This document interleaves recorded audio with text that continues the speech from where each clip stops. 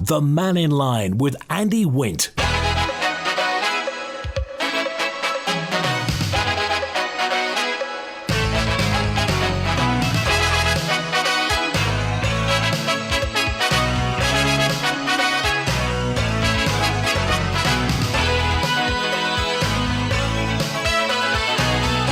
Faster by, good afternoon. Welcome to Mannin Line on Manx Radio. We're open line, so call 66 13 68. Text or WhatsApp on 166 177. Email studio at manxradio.com. People working in and visiting medical settings on the Isle of Man will be asked to wear masks from... Oh, crikey, it's true. Manx Care has made the decision following a spike in the number of people in Nobles Hospital with COVID-19. There are currently 12 people in hospital with COVID. Oh dear. Well, that's the situation. Any thoughts on that? And also, this taking without the owner's consent, there's been a spate of taking without the owner's consent where juvenile drivers are stealing cars and driving around. Now, we've often had this in the past where somebody takes somebody else's hot hatch and thrashes it around the island and leaves it somewhere else. But this seems to be growing. The roads policing unit are concerned about it. You may have heard that story in the news. There was a case earlier on this week. So I just wonder if you've got any thoughts on this and why it seems that why are children, and they are juveniles, in an essentially rural environment like the Isle of Man, aping and copying urban attitudes. It's what happens in big cities. So why on the Isle of Man, do you think? What's going on? Anyway, let's get to the phones. Charlie's on with us now. Hi, Charlie. Hi. Towards 1 o'clock yesterday, you mentioned if a wallaby got onto the TT course, the devastation it caused. Yeah. Well, there's a video on Facebook at the moment of a wallaby going up the TT course. The right direction. It's got blue and white veils in front of it. So maybe you were looking for a sidecar to get a lift. Possibly, yes. Possibly, yes. All right. Thank you, Charlie. Okay. Bye. Good to hear from you. Thanks for that. Right. It's Friday, of course. It's that sort of a day. So what's going to happen about these young people taking, without the owner's consent, taking vehicles? Police had to use a stinger. You know those things you see on television shows where they throw them out in front of them and it punctures the tyres. Intercepting a van that had been taken from the south of the Isle of Man, and it was brought to a stop at Sulby Crossroads. Now, a bit like wallabies on the TT course, when there is something happening, that is. This is the adrenaline is running high when this is happening. So who knows what could happen if somebody's stealing a vehicle and thrashing it around the Isle of Man? Who knows what's going to happen? The vehicle was located about 4 o'clock on Monday afternoon in Jerby after it had been taken from the south of the Isle of Man without permission. A second unconnected car was involved in a minor collision with a stolen vehicle. The driver suffered minor injuries. So the good thing is, nobody was injured. But why do you think this is happening? Why on earth would somebody think this is a good idea? I mean, are they completely bored? What would it be? Any thoughts on this? And this story about Manx Care introducing masks now in clinical settings on the Isle of Man due to the increase in the number of patients attending Nobles with coronavirus. Deputy Chief Exec and Director of Nursing is Paul Moore. And he told us that as of last night, 12 people were in hospital with coronavirus, with COVID-19. He said it could take weeks before we start to see a decline in the number of people infected. We need to isolate people who have COVID-19 in hospital. Therefore, of course, we need to minimise as far as possible the spread or transmission of the infection. To do that, we need to reintroduce mask wearing in patient-facing areas. So the staff, you'll notice the staff will be wearing masks when in direct contact with people. And in some situations, we need to use more advanced personal protective equipment when we're doing certain procedures. People visiting hospitals will be asked and encouraged to wear a mask when they come and to wash their hands when they come to help us to minimise the risk. We'll still have visiting and we'll keep the hospital open and try and remain as resilient as possible, but we might need to ask people to wear a mask when they come, wash their hands, and be aware of the risk at the moment. At this point, it's more of a precaution. The numbers have increased, and thinking about the progression of COVID, it could be a few more weeks yet before we see numbers come down. So it's just a precaution to allow us to keep all our beds and services open and up and running for people. That's Paul Moore and the statement from Manx Care as to what exactly is happening. Well, it's masks in all medical settings due to that increase in the number of patients admitted to Nobles with COVID-19. A warning about a scam, says Colin, I received. I had an email saying I've been awarded an income tax refund to go to a specific number to claim it. I knew it was a scam because I'd already received my assessment and there was no refund. It was just a bill. Colin, I know, the story of our lives, isn't it? So just warn you, says Colin, there is a scam going, an email scam about an income tax refund. Don't do it. And 466 says, Andy, I was told yesterday when taxing my car at the post office, if you display the new tax disc before the old one runs out, you could be fined £60, says Jude in Ramsey. So you have to swap them on the last day of the month. That's the important thing. You can't kind of run them together. £60 I don't know if anybody's ever been done for that. Could you ask the people, says William, who put the signs up for the parish walk, please come back and collect the big parking restrictions sign from the telegraph poles on Glen May Hill. Many thanks. It was last Saturday. Could you do it as soon as possible? I just wondered, are we permitted to ask, have these COVID-19 patients had their inoculations and boosters, says Ali? I don't think so. I don't think that it's patient confidentiality.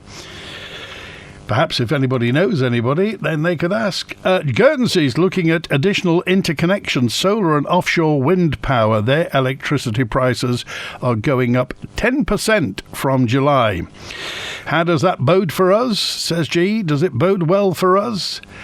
Another interconnector. We are looking, aren't we, for that other interconnector that's supposed to be coming to the north of the Isle of Man. Perhaps that's to do with Orsted. But we'll find out as we go along. I can tell you what's going to happen with joyriding, says Sue. At least one young person is going to die in an accident. Hopefully not an innocent bystander, and the lives of their family will be ruined forever, says Sue.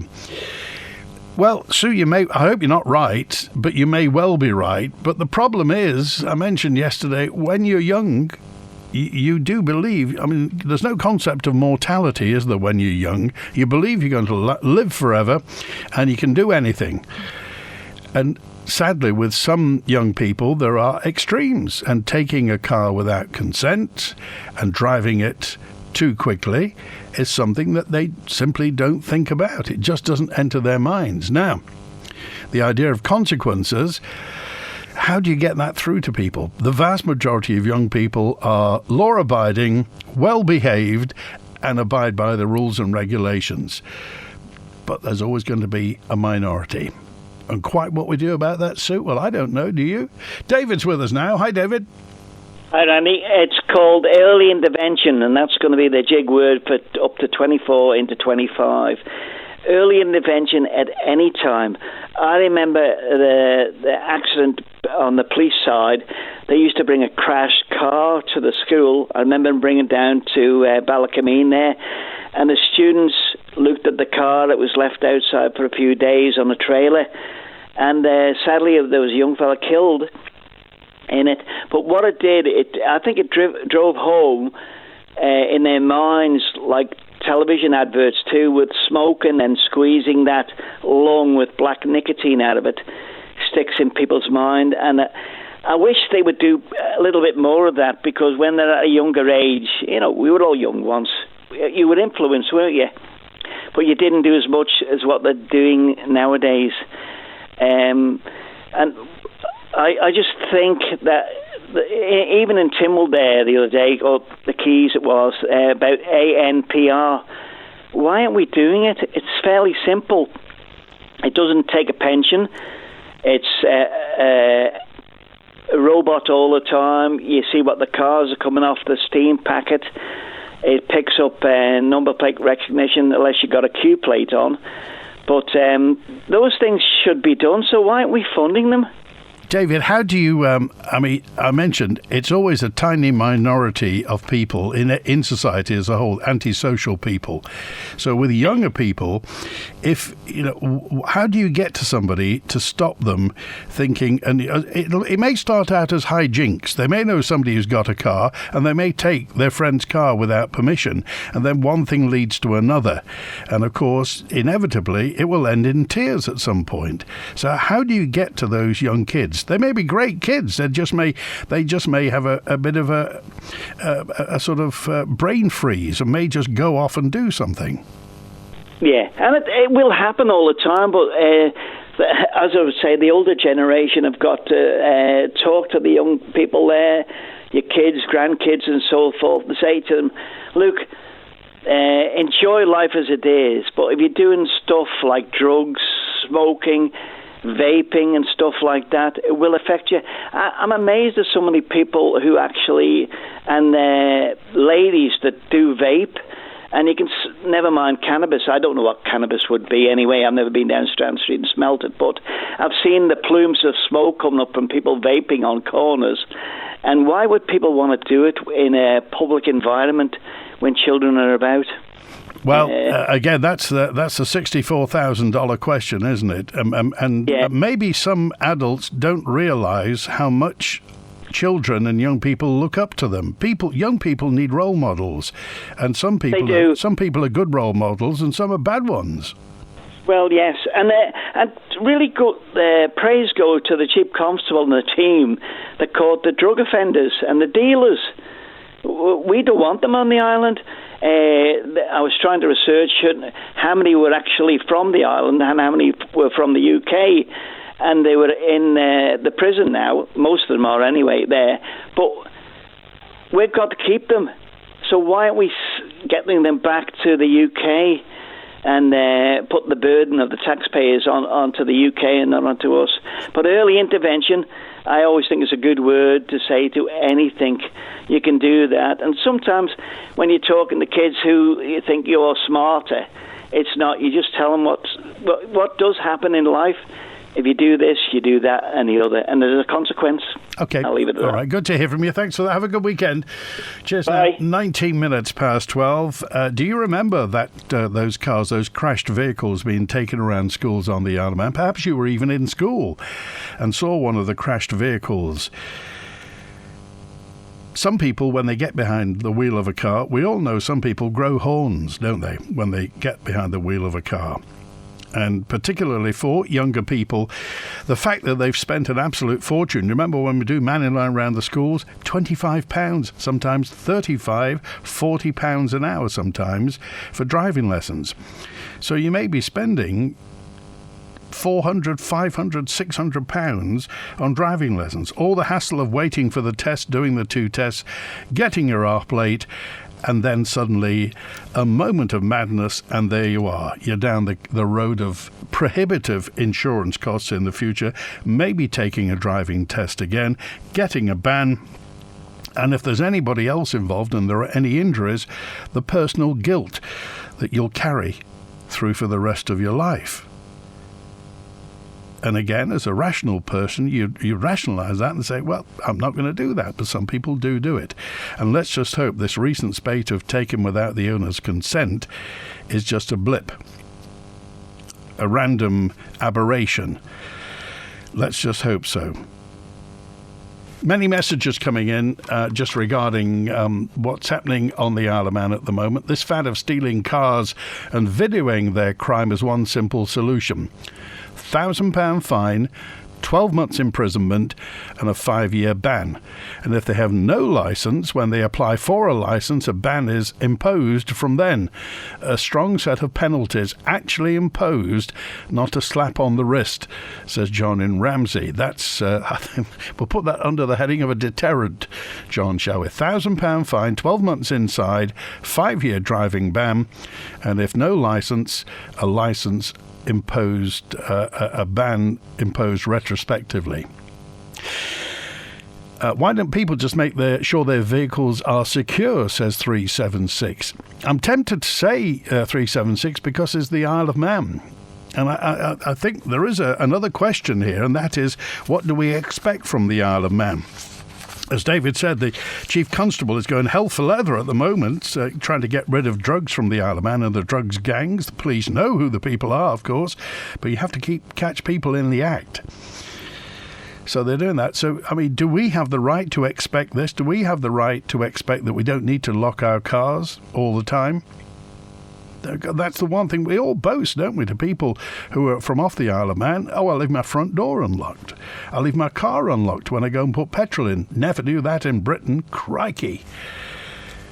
So do we have the right to expect that our cars won't be stolen? Text, email, call and WhatsApp. And without keys, modern cars can't be used. If a car's been left, the owner should be fined, says Tom. Oh, it's their fault for having the car stolen. It's a thought.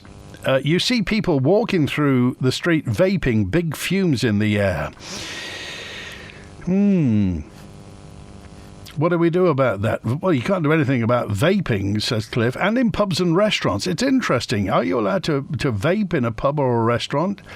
There are signs, aren't there, that say you can't, and obviously people, I know certainly smoking's outside, but can you vape inside? Sarah said, regarding the COVID resurgence, use and check every anti-back pump. When I see one, I recently tried hand sanitizer dispenser from the entrance to Nobles to the blood clinic, and guess what? Every single one was empty or not working. The electronic ones, the batteries had failed, so perhaps we all need to get back onto maintaining hand hygiene that we were all over during COVID times, especially at Nobles. Is that true? Actually, I do remember that one at the entrance of Nobles was empty the last time I went in, but that was a few weeks ago. These irresponsible youths should be named and shamed. Well, it has gone to court, so I think if they're above the age, they probably will be named.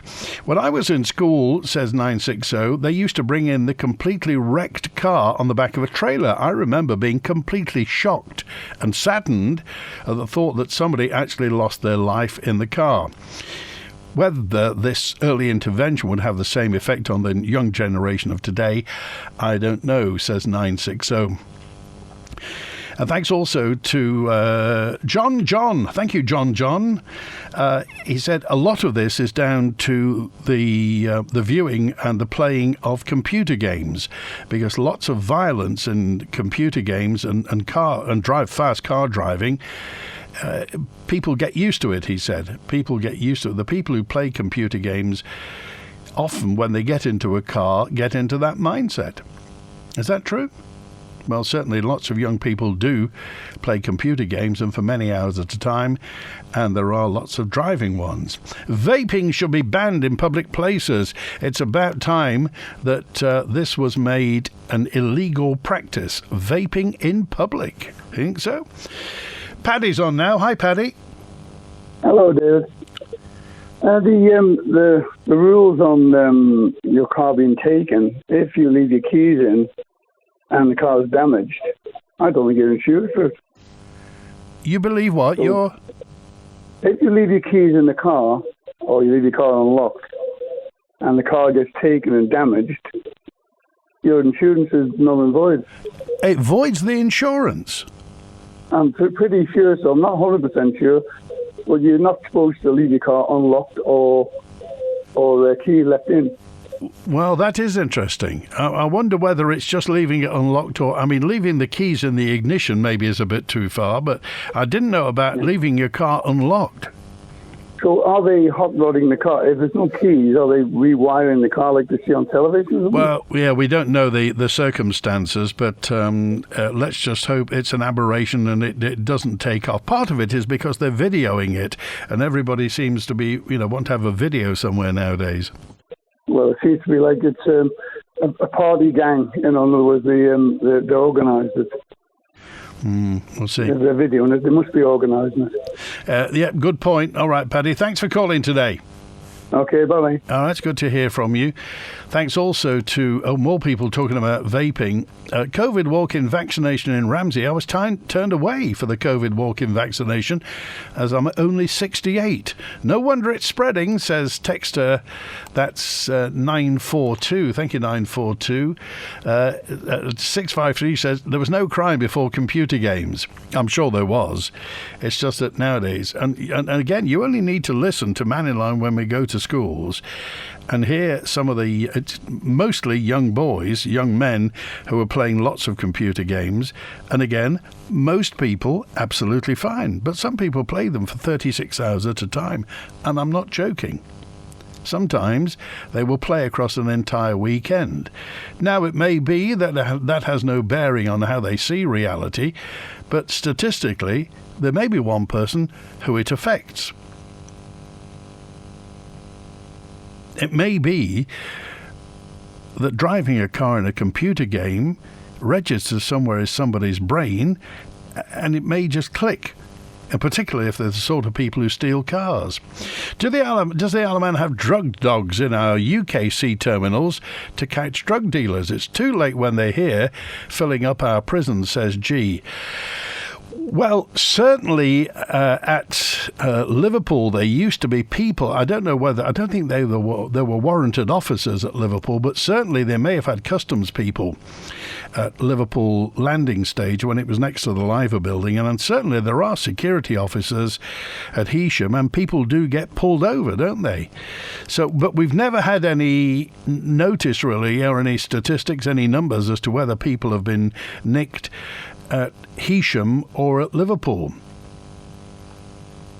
But we'll try and find out for you. Thank you. Regarding the stealing of cars, says Gillian, the newer cars are keyless and use a special fob. I rarely leave my car unlocked.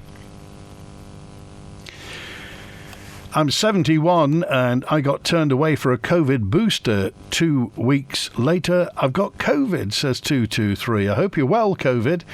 I hope it's not a nasty bout of it. There is some people are getting it worse than other at the moment.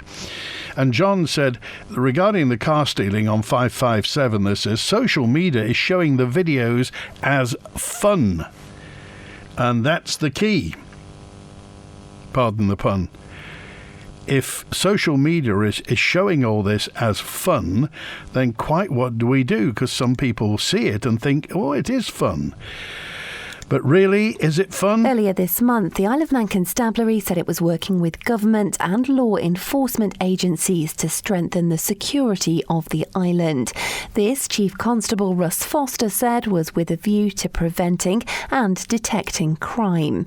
And in the House of Keys this week, Justice and Home Affairs Minister Jane Paul Wilson confirmed her department is supporting that aim by confirming ANPR is on the way. It is important to say that the Chief Constable views ANPR primarily as a valuable intelligence tool to target serious criminality rather than solely as a tool to detect motoring offences or enforce road traffic legislation. This aligns with our aims to keep our island safe, targeting those who attempt to come to our island to traffic drugs or people. But she couldn't be specific about when it will happen. At this stage, I'm not able to commit to a fixed time for when we will bring the order forward, but as this pertains to a priority in our island plan about securing our ports of entry, it is a priority for the department, and so this work is active and we will seek to progress it as quickly as we can. ANPR is primarily seen by the Chief Constable as a valuable intelligence tool to target serious criminality, and its deployment will be in line with that aim, but it's also possible that it could be used for other types of criminality, and ultimately the deployment of ANPR technology is an operational matter for the Chief Constable. Well, I'm sure they know how much it costs. That was Jane Poole Wilson, MHK. I'm sure that Home Affairs knows how much it costs. Why don't they just tell us and just say, we haven't got, I don't know, 20,000, 40,000 odd pounds to put one up somewhere? And where will it go? I mean, are we allowed, would police be allowed to put one on the Manxman in Heysham to see as people were coming on board? Or would it be down to disembarkation at Douglas at 5:30, 6 o'clock in the morning? Where will it go? What will it do? And what do they hope? The other thing is, this may cost money, but there may be a payback on the other end. If you nick people, you'll be able to find them. So surely at some point they'll be able to square the costs and say, this is going to, I don't know, break even, like some of those famous speed cameras here, there and everywhere that take millions and millions of pounds. Any thoughts? Hey, I'm Peter Hickman, and I just want to wish everybody at Manx Radio a mega happy birthday. Back to the answer phone. Hi, this is Tony B. I was just wanting to make a comment about the Food and Drinks Festival. The whole way it's been handled is typical of all the departments, that they cancel something or something and then decide that they're going to change it and tell everybody they've got no plans, there's no advice, and there is no forewarning. So this is absolutely typical. Why didn't they carry on with the Food and Drink Festival this year and have a discussion about it and then decide what to do next year? Why have they suddenly got to do this? And the answer is because they can't tell the truth. Okay, that's all I've got to say. Thank you. Bye-bye. Any more points on... Thank you, Tony. Any more points on the Food and Drink Festival? A quick word from the steam packet. This afternoon's Douglas to Liverpool 3 o'clock Mannin has been delayed by an hour because operational reasons, we're told now. We don't know what the operational reasons are. Who do we think we are? Estimated time of departure is going to be 4 o'clock now. Passengers are asked to check in no later than 3:15. The sailing will be operating to the new Isle of Man terminal in Liverpool. So the 3 o'clock Mannin to Liverpool is now going at 4. Check in by 3:15. The 7:15 Liverpool to Douglas will now be departing at 8 o'clock. Check in no later than 7:15. And who knows what the operational reason is, but yesterday, just talking about the fact some people catch the Fastcraft to Liverpool to stroll up the road and go from Lime Street on the train here, there and everywhere. It's now going to be later than it is. So is this going to be the new normal? Do we not rely on the timetable? Island Hearing Limited, your local hearing care specialist since 2009, with branches in Port Erin and Ramsey. We provide the very latest hearing aid technology available, which you can try at home, with excellent aftercare and a wax removal service available using microsuction. Give us a ring on 830 722 or visit Island Hearing at One Station Road, Port Erin. We're happy to help. Island Hearing, always listening. These days, time is a precious commodity. It's difficult to balance work, life and play, but enjoying quality rest and relaxation is essential for our overall well-being. We need downtime, time for ourselves, time for stressless. At Millichaps of Ramsey, most stressless recliners come in multiple sizes, so you're sure to find the perfect fit. Relax your body, free your mind, and discover the ultimate in comfort in the stressless studio at Millichaps. When you need a fitting memorial or headstone for a loved one, contact Manx Memorials in Peel. This long-standing family-run Manx company offer a wide range of granite and marble headstones and memorials, along with an island-wide inscription and renovation service. Manx Memorials skilled professionals will take the time to help you choose a suitable memorial, and we're proud to say we'll beat other local quotes. Call 843 861 or email matthew@manxmemorials.co.uk. The extended Ramsey Garden Centre is deceptively large. You'll find a warm welcome and everything from bedding and perennials, fruit and vegetables to lighting, garden ornaments, bird baths, bird tables and indoor and outdoor pots. Come and browse at Ramsey Garden Centre. The Tynwald Mills summer sale is now on, with up to 70% off selected lines in men's and ladies' fashion, homeware, kitchenware, gifts and kids' toys. Why not pop down to grab a great deal and get summer ready today? This evening, the last of the 5 programmes reliving the Manx Radio years. This evening, The View from the Top. The men, and they've only been men, who were the bridge between us and the UK, the governors, during the Manx Radio years. This evening, from 6, available as a podcast afterwards at manxradio.com. The Mannin Line with Andy Wint. 24 minutes now before 1. Dougie's on now. Hi, Dougie. I think we should bring back the birch at the ones that steal cars and bring drugs in. The birch? Yes. Blimey, that's... Don't you think that's a bit savage? No, I don't. Half all stealing cars and stuff like. And the drugs as well. All right, okay, Dougie, thanks for that. Bring back the birch. It has been suggested before, but it went quite a while. It didn't get us a very good reputation here, there, and everywhere. But there we are. Howard's on. Hi, Howard.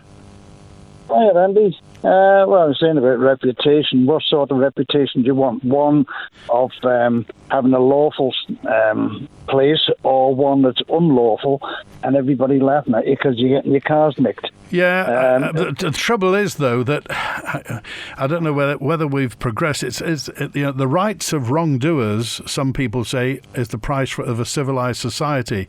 In that, we now, I mean, the police often talk about keeping criminals safe, don't they? And they talk at the prison about keeping prisoners safe. I can guarantee you went back 60 years. That wasn't the first priority. So now, I know quite a few people have actually been birched. And one of them was a good friend of mine when we were very, very young, admittedly, and he was birched, and he was in favour of it. Although he had committed a minor crime at the time, he was in favour of that he'd had the birch and said, yes, I won't be doing that crime again. And, the old saying, spare the rod, spoil the child. Yeah, this is what's happened. Well, I don't know. Can you think of any politician in Tynwald who would dare suggest something like that nowadays? Well, there's not one up there with the equipment to stand up and say, I will. All right. Anyway, that wasn't why you called. No, ANRP. Now, maybe somebody can answer, but I've often seen a van sitting down in the little alcove by Tesco, and he is taking photographs of cars and whether he's doing ANRP. So indirectly, it is on the island. So is this a private vehicle or police? No, DOI. Oh, DOI. Yeah, and you don't know what the DOI offers. They used to have ANRP up in St Paul's Square car park, up where the old ShopRite used to be. As you went in, it photographed the number of your car, and that was printed on your ticket, so you couldn't transfer it in a sense. Right. So when you went back out the other end, your ticket was recognised, and you either went out free or paid. Depends how long you'd been there. So ANRP, but that was removed. But if they're talking about having this person or persons travelling around the island with wee vans, then the DOI are either breaking the law or they're accepting that it has been legislated here on the island. So well, that's interesting. About? Next time you see it, Howard, could you take a photo of it, and we'll see what see how they like it. It'd be interesting to know. If it is legit, if they are doing it, first of all, why they're doing it, and why nobody's told us about it. Yeah, and especially with so many cars going around now with number plates that are not legal. The spacing is incorrect, and they're getting made in various places, and well, the lettering is totally incorrect on them. And there was a police car parked next to one the other day there when I was in town, and it was the registration on the car was not legit. A while ago they took out the hyphens between the letters. Fine. Now I don't know the reason for that. Maybe it was something to do with people going across and not being recognised by the cameras. But you notice now, and you see more and more of it, the old number plates have been taken off and remade And you're supposed to have on your number plate the person or the company that sold the vehicle to you. A lot of these do not have them. Wow. They're made by certain stores, shops, and otherwise, and they're made to your discretion, not to the legal requirements. So do you think that may be an easy win for the Isle of Man? Just get standardised number plates, and everybody has to have them, and that's that. And if you don't, it's an offence. Well, it is an offence already. It's in the highway code. It's in the, if you go and buy a car, that has got to be standard spacing, standard size of letters, and not close up. You can't. I saw one the other day there, and the letters were clumped together in such a way that it spelled a name. And this is made much easier now because they're not putting the hyphens between the numbers and letters. So, and I've seen them actually being made, and that's where it made me curious. Why haven't they put the hyphens in? They said, well, they don't have to nowadays. And I checked. You can do it online. I checked, and the hyphens have been removed by the DOI. And this is where people are personalising their number plates, and it's illegal. And there's dozens and dozens, if not hundreds of them going around the island here now. Well, you would have thought that's an easy pinch for a new constable, wouldn't you? Well, who wants to ruffle feathers? All right. There's a few feathers that should be ruffled. Okay. Okay. All right. Are you at the are you at the Camera Obscura this weekend? Yes, I'm there on Saturday, and we're open Saturday and Sunday. Okay. Is that card machine working? Yes, it is now. I had to reboot it the other day, but it's working. Why? Have you been down and tried it? No, I'm just amazed. I'm amazed that the Victorian Society has finally joined the 20th century and got a card machine. That's. We can only use it outdoors. We're not allowed to use it in the Obscura. All right. Thanks for calling, Howard. Okay. Take care. Cheers. Bye now. now. It's 17 minutes before 1 on Manx Radio. It's Friday, so we're looking back in the 60th anniversary in the archive on Manx Radio. Wow. Today, a giant of a politician elected as an MHK for Douglas West in 1962. Former Speaker of the House of Keys, former Education Minister, redoubtable Education Minister. Elevated to Ledgco, resigned his seat to contest the 1981 general election. Resigned because he thought that Ledgco members should be publicly elected. The late, great George Victor Harris Kneale. Victor Kneale's going to be on Manx Radio, talking back in 1998 to David Callister after Mannin Line today, as we're back in our 60th anniversary archive. Here's Ken with us now. Hi, Ken. Afternoon. I was just wondering if anybody knows why the Manxman's scheduled to leave Douglas half an hour later than normal. And so when she gets to Heysham, instead of returning at 2:15, it's now 2:45. And if you look at the time, this latest sailings, it gets later and later slightly. Because Sunday morning's boat isn't going back to Douglas until 10. Is it high tide? The problems with the tides in Douglas? Can they never tell us? No, I tried to find out. Yeah, they just say, as you say, they'll tell us it is leaving later. So I think you're right. Tonight's is 8:30 from Douglas to Heysham, getting there at about 2:15 midnight. So we can only assume, and that's part of the problem. We try to talk to the steam packet. It'd be nice if the steam packet came on Mannin Line, but the trouble is if they don't tell us, people make things up. Well, yeah, because it was scheduled, like this afternoon's was scheduled, when it says later sailings, 2:15. But I've got a brother coming over and he says, oh, no, it's leaving at 2:45. So I looked at the steam packet to him and said, oh, yeah, so they've actually changed it. Yeah, they have. If you tried to book, it was 2:45, but if you looked on later sailings, but don't know, I assumed it may be the tides in Douglas, but don't know, you can't find out. All right. Okay, all right, thanks, Ken. Okay, cheers, bye. There's a message for the communications department of the steam packet. If you could tell us why, that'd be great. A spike in car theft is a direct result of the first generation of society to be brought up without punishment and consequence, bringing up the second generation. says Julian in Port St Mary. Today's sociology lesson. Thank you. Don't blame video games or we'll start blaming films for over 18s, says Dodgy. Well, it's a different type of media influence, Dodgy. You know, people did used to blame. Do you remember that everybody used to blame horror films for everything? And now it may be video games. It is media influence. Let me see. If you want a personal number plate, you have to have a certificate from the government before you have them made, and it tells you how it should be done. Do you think it's time?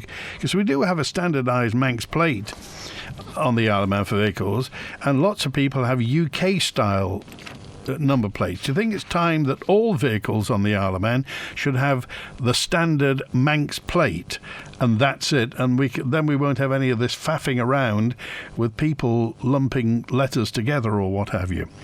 I'm amazed nobody's been nicked over this, though. I don't know whether you know anybody who has been. I agree regarding computer games. The idea that they have no effect on behaviour has been upheld, but I do wonder whether the violence and knife crime that have increased because kids don't believe it really kills anybody. They play violent games from an early age, often enabled by parents. But I do think it must affect their perception of reality, says Sue. It was, I don't know whether it must be 30-odd years ago, maybe 40 years ago, when everybody started buying films on video, and there was something called video nasties. When video nasties were available, when you used to be able to go and rent a video. Renting a video, imagine that. But video nasties, they were talking about banning video nasties. I'm not saying all computer games are like this, but there are some that are very graphic and do involve violence and lots of killing. There's always lots of killing. 5 years ago, I had an SUV badly damaged by joyriding kids. I was left £1,600 out of pocket after the insurance costs. Police, not interested. I was furious, says Alan. How many of these TWOCs are children taking their parents' cars because they have access to the keys? Good point. We don't know, but it would be nice to find out. This is already in place at assisted dying. This is Anne on assisted dying. This is already in place at Nobles as patients' records are being marked DNR. Is this true? Why are doctors threatening to leave, says Anne, because this could be assisted dying. Is there such a term as DNR without consent?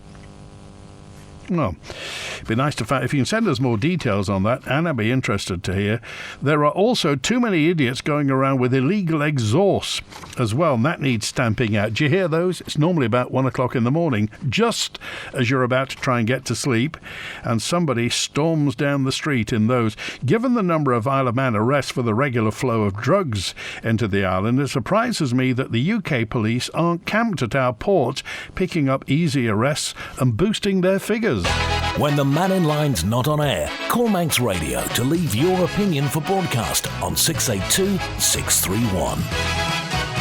Yeah. Hello, it's Ben here, inviting you to join me for the bigger Manx Radio Breakfast every weekday morning from this coming Monday, the 1st of July. We'll be here from 6 a.m. to start the day with the latest weather and travel. Sean will be here to keep us up to date with all the morning's main stories. We'll be out and about around the island to find out more about those stories, and we'll have your reaction to the big news of the day. There'll also be plenty of good music and a couple of competitions to get your day going. Listen again to Manx Radio from July the 1st. The Mannin Line with Andy Wint. Well, Faster By, good afternoon. Thanks for joining in. Thank you, Pete, also, for your message. Pete, the 6 stars surrounding the 3 legs on vehicle registration plates no longer exist. Can anybody explain why that is? Says Pete. Thank you, Pete. We'll try. I'm sure somebody knows all about that. And if you do, then tell us, please. There's very little clearance under the Seacat shed link span in Liverpool. So won't it suck in debris when reversing into the dock, says Dave. Thank you, Dave. 692. Well, surely somebody's thought that. I mean, the people on the enormous salaries surely would have thought what would happen when you go astern onto the link span in Liverpool, wouldn't they? The number plate recognition van's been here for ages. And there's always a sign saying it's in operation. It is used to check for non-payment of licence of road tax, says 170. do people get nicked for that? Given the number of Isle of Man arrests, again, regarding the UK, why aren't the police there? Many people saying that will be easy for the police in the UK to do this. Joy dropped me a note and just said, can you find out why taxpayers' money is being given to builders like Dandara to encourage building on brownfield sites? Surely they make enough profit building across the Isle of Man. I thought the grants were for smaller firms who own such sites to encourage them to develop sooner rather than later. Many of these sites lie dormant for years and are a scar on the environment. Also, that particular pot of government money could be used for compulsory purchase of the many properties, including houses that stand empty for years, gradually falling into disrepair, blotting the landscape and making parts of the Isle of Man look run down and untidy. Thank you, Joy. The amount of money that Dandara is getting, I think that particular company is called Duluth Limited. The apartments on Lake Road in Douglas. This is all to do with... Dandara aren't being given money willy-nilly. This is the Island Infrastructure Scheme. The Department of Enterprise has basically approved 3 proposals to get some funding from the Island Infrastructure Scheme, which is to redevelop brownfield sites across the Isle of Man. So private sector investments, 50 million, and the government's providing 25% of funding in support of registered unoccupied urban sites that have been empty for many years and aren't financially viable to redevelop without additional support. So Lake Road is one, and that's the Dandara one, but there's also the Ocean Castle Hotel in Port Erin, that's Tavere Properties, and also the Villiers site in Douglas as well, which is Tavere as well. So certainly those 3 are getting money from the Island Infrastructure Scheme. That was announced 2023 last year. So the government isn't handing out money out willy-nilly. It's part of this Island Infrastructure Scheme. But we take the point, as you say, why don't they use some of that money? Hi guys, David Todd here. Just wanted to say a big happy 60th birthday to Manx Radio. Why don't they use some of that money to do something about the many blots on landscapes everywhere, those dilapidated properties that look like houses from a horror story? As Joy said, a scar on the environment.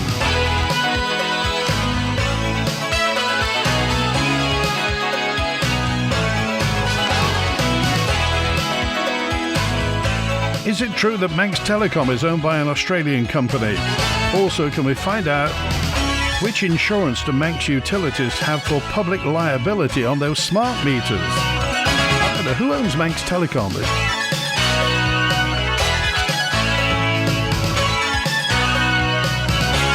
That's it. It's Lair Column Killia today, by the way. 2:15 starts. You're heading down south. Have a great time.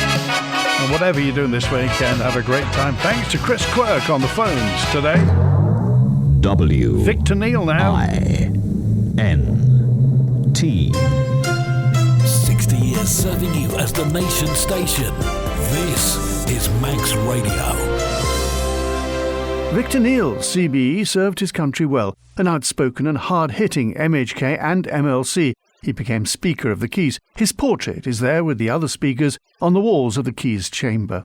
On his 80th birthday, he recalled a slight anomaly over the date of his own appearance into the world. I was actually born at 5 Myrtle Street on the 12th of January 1918. But I've got a certificate here, and you can see it's a very fine certificate, which indicates that I was baptized nearly a year before I was born. And this indicates that I was baptized at St. Thomas's Church on the January the 25th, 1917. The date is put on twice, and it's signed by the vicar and the Sunday school superintendent. So you were baptized a year before you were born. How did that come about? Well, obviously they hadn't got into the new year, and 25 days into the new year they were still putting 1917. So I couldn't convince the people at the registry or anything like this to give me my pension a year early on. No. But that certifies that I was baptised then. So it's not many people can claim to be baptised a year before they were born and got a certificate to prove it. It would hardly stand up in a court, would it? No.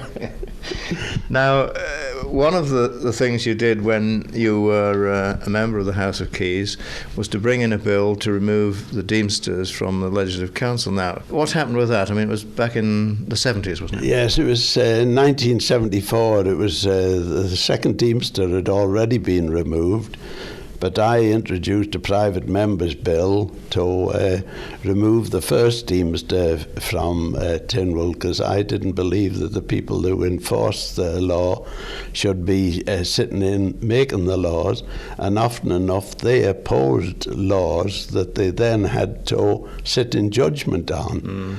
And I introduced the bill. I took it through the 3 readings in the Keys, and then I was elected to the Legislative Council, and I took charge of the bill in the Legislative Council and took it through its 3 readings there. So that removed the Deemsters as from 74? So, well, it'd be 75 when they were removed. Yes. Part of Island life for 60 years. This is your Manx Radio.